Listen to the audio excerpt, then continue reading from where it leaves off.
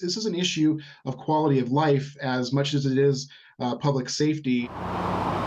The survey was conducted by the organization Hate Free Colorado between May and July of this year. More than 5,000 Coloradans over the age of 18 responded. 3 out of 10, 30%, said they were the victims of a hate crime over the past 5 years. 92% of those who said they were hate crime victims said they experienced verbal harassment.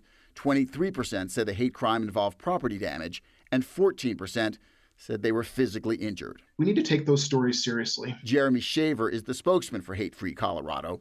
He says another troubling aspect of the survey is that 82% of the respondents who said they were the victim of a hate crime did not report it to police. Many of the communities that are most frequently targeted with hate crimes are the ones that also have the lowest levels of trust and confidence in law enforcement right now. According to the survey, certain people reported hate crimes to police less than others. Specifically, those who said they were targeted due to their sexual orientation, those who identified as Jewish, and those who identified as Asian. The result of this survey validates a lot of the stories that we are hearing from the community. Harry Buddha-Siddhartha is executive director of the Asian Pacific Development Center in Aurora. There are a lot of reasons why people from the Asian community are often reluctant to report hate crimes.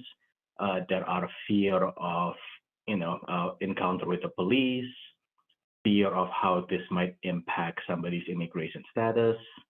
Language barrier is often an issue we hear about. Buddha-Siddhartha added that solving the problem of underreported hate crimes will involve increasing funding for law enforcement training and expanding outreach efforts to minority communities.